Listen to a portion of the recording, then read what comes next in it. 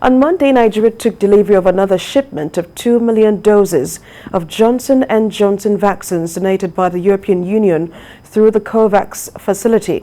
The handover of this latest shipment took place at the National Strategic Cold Store of the National Premier Healthcare Development Agency.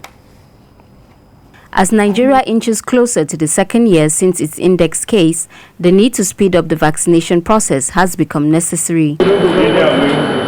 This urgency shows with this delivery of almost 2 million doses of the J&J COVID-19 vaccines. The doses are part of a global donation of almost 20 million doses of the vaccines from EU member states to Nigeria through the COVAX facility. Today's donation of 1,936,050 doses of the Johnson & Johnson vaccine through the European Union. We also have a stock of about 10 million doses of the vaccines that have been donated through the COVAX.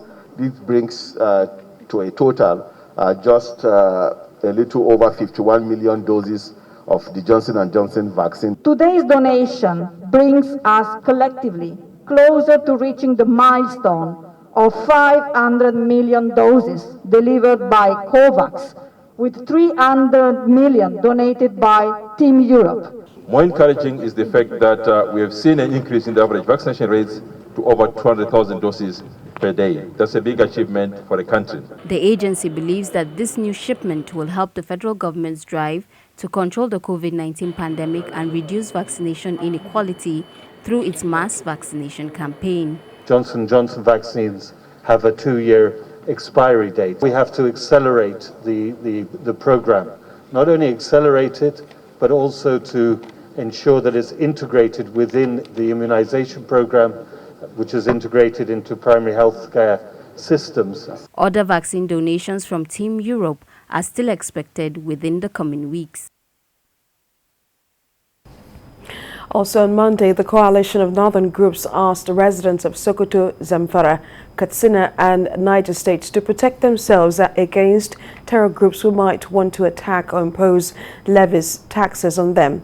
The organization observed that there had been reports of an upsurge in killings, abductions, maiming and exploitation by weapon-wielding non-state actors in the 4 states. No fewer than 500 persons were killed by the terrorists in 4 states within the last 4 weeks. This, the coalition of northern groups finds very alarming. It is accusing the government and its functionaries of lacking the political will to decisively deal with insecurity problems once and for all. It is calling for an independent community-based security outfit that will be funded through community efforts. CNG therefore advocates concerted and strategic efforts to create an independent community-based security outfit that can be funded through community efforts, donations from wealthy individuals, friends and associates of the North, among others, to take the war against these eminent existential threats to hideouts of the hardened criminals. President Muhammadu Buhari recently promised that Nigerians in the northeast region would in the coming months witness the change from the protracted insurgency to peace and development in their respective communities. The president had stated this at the inauguration of the Presidential Committee on the Repatriation, Return and Resettlement of Internally Displaced Persons in the Northeast, which preceded the weekly Federal Executive Council meeting. If the federal government delivers on this price, it will bring relief to citizens who have had to bear hardships due to the constant attacks by non-state actors on their livelihood. And on Tuesday, aviation workers suspended their planned industrial action after an agreement was reached with the federal government. The strike was supposed to be on Tuesday, the 8th of February, but the workers made a U-turn after a memorandum of settlement reached by the workers and the Federal Ministry of Aviation. In a meeting that began on Monday night, both parties signed the agreement at the end of the meeting, which was held at the instance of the Federal Ministry of Labor and Employment. Minimum wage took effect from 18th of April 2019, and the consequential adjustments done same year in October took a retroactive effect. with that 18th of April. Therefore, this entails that everybody will get arrears, including those who have resisted the system. Welfare of workers is at the heart of this government, in our hearts, is at the center of our thinking processes. So I feel good, and it's something that really ought not to have been here, a family issue, but to fully document it, we found it necessary. And I want to thank the Honourable Minister for Labour and Employment, who took it up initio and ran with it. And it was an amicable atmosphere. We discussed the issues and they have been resolved. Well, that same day in Lagos, fuel queues emerged with a tailback stretching across some parts of the state and caused gridlock, which affected traffic movement. Some fuel stations were locked, while a few that opened had long queues of motorists waiting to buy fuel. On the island, many filling stations were also seen with long queues. The situation was not different in the Federal Capital Territory, Abuja and surrounding states, where the majority of filling stations were shut and motorists spent hours in the sun struggling to buy from the few that were open. These fuel queues emerged despite assurance by the Nigerian National Petroleum Corporation over a week ago that the company had sufficient stock of petrol to meet the needs of Nigerians, and up until Tuesday, the situation lingered in some parts of Lagos State. And on Wednesday, we told you of the increase in ritual killing within the country, which had gotten the attention of members of the House of Representatives. And the lawmakers are now calling for the declaration of a national emergency on ritual killing.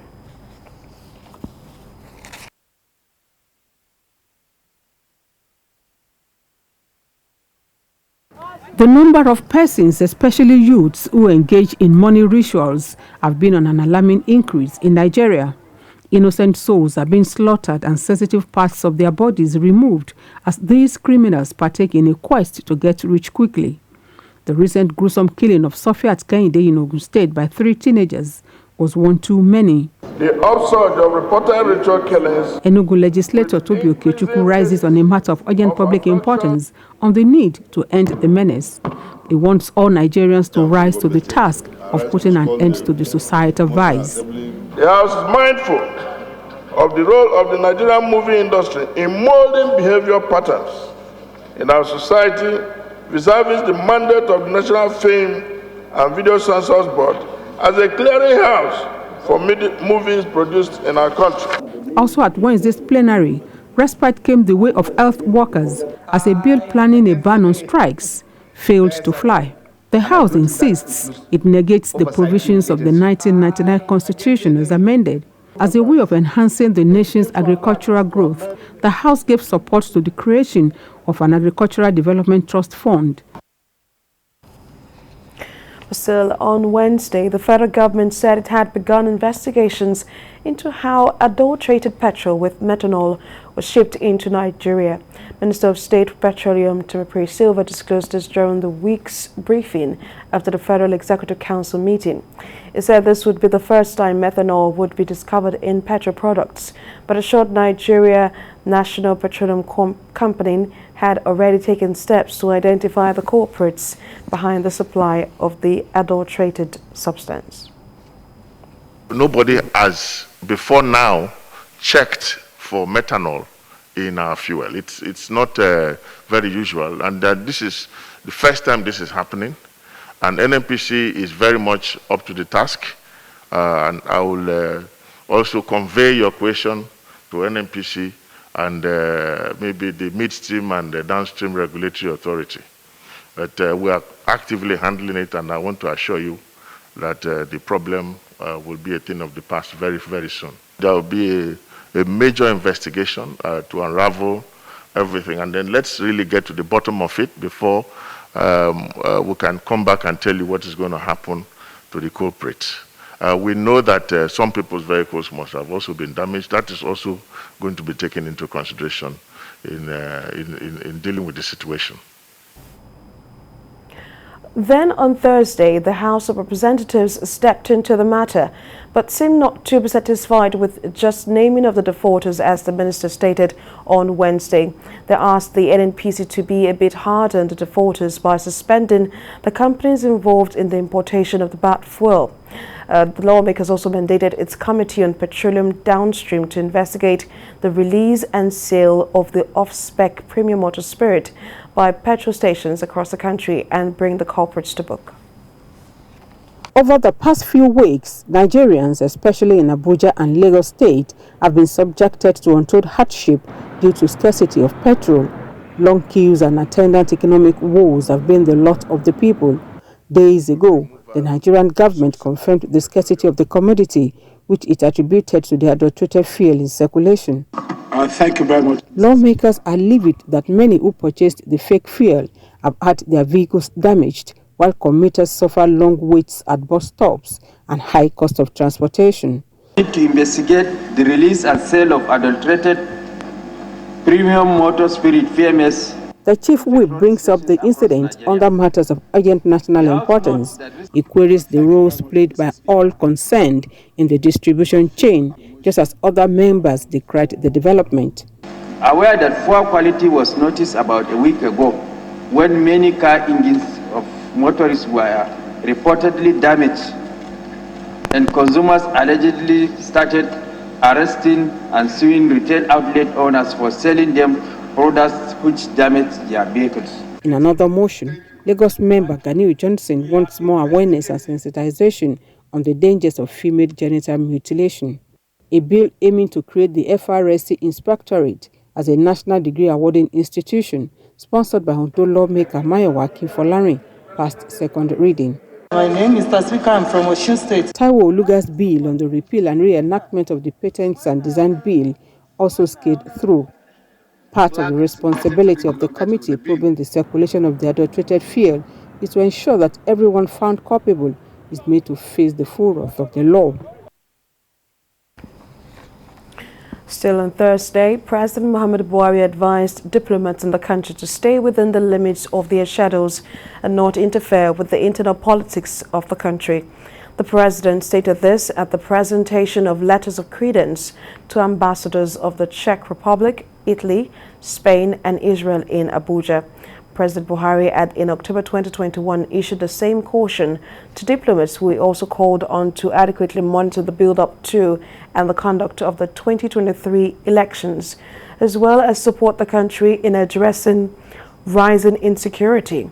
He urged the ambassadors to build lasting friendships while performing their duties that will go beyond assignments in Nigeria. On Friday came the assurance of President Muhammadu Buhari to world leaders that Nigeria will support the efforts to bring peaceful resolution and reconciliation on the Korean Peninsula. The president gave the assurance when he joined world leaders virtually to attend the opening of the World Summit 2022 with the theme Reconciliation and Peace in the Korean Peninsula through multi-sectorial peace-building initiatives in Asia and in the world, organized by the Universal Peace Federation. In a video message sent to the hybrid summit in Seoul, South Korea, President Buhari said the Korean Peninsula had been a flashpoint of conflict, lingering many decades and therefore deserving the attention of world leaders for a peaceful resolution. It told the summit that all countries in the world, including Nigeria, had one crisis or the other that they are dealing with, but added that what is important is a commitment to arrive at a true and lasting peace through the most peaceful process. Well, still talking on Friday, the Supreme Court declared as unlawful and unconstitutional the Executive Order 10 on the funding of state judiciary and legislature. In a split decision, majority of the court's 7-member panel agreed that the president exceeded his constitutional powers in issuing the Executive Order 10. 6 of the 7 members of the panel proceeded to void and set aside the executive order issued by the president. The Apex Court also dismissed the 66 billion naira suit filed by the state governors against the federal government. 36 state governors had in the suit sought an order of the court to compel the federal government to take up funding of capital projects for state high courts, Sharia Court of Appeal and Customary Court of Appeal. And finally, on Friday, the blame game between Niger State government and security agencies seemed not to be ending. While the state government is blaming the slow response by security agencies in areas on the terrorist attack to the long chain of command required before action is taken. The chief press secretary told the state government disclosed this while briefing journalists in Minna, the state capital. Niger State made headlines in the last couple of months due to the increase in bandit attacks in some parts of the state. Bandits and terrorists operate over a vast landmass, and this has become a hard nut to crack for both the federal and state governments. In the last 14 days, 50 persons have been killed in a series of attacks carried out in Shiroro, Munya, and Mariga local government areas. Governor Abubakar Sani Bello, after a meeting with President Muhammadu Buhari, expressed worry that some parts of the state have been overrun by these terrorist groups. The president directed that a full-scale military operation be carried out in the state, yet these bandit attacks are increasing and many go unrepelled. Chief Press Secretary to the Governor, Mary Noel Berger, says it is unfortunate that the governor does not have the constitutional backing to give direct instructions to the military at the instance of any attack. But she assures that the government has taken measures to complement the efforts of organized security by providing operational vehicles and motorbikes for patrols and also giving legal backing to vigilante groups to carry arms through the Vigilante Corps law. The state government, who has done and is still doing a lot in close collaboration with the military and other security agencies to reverse the trend.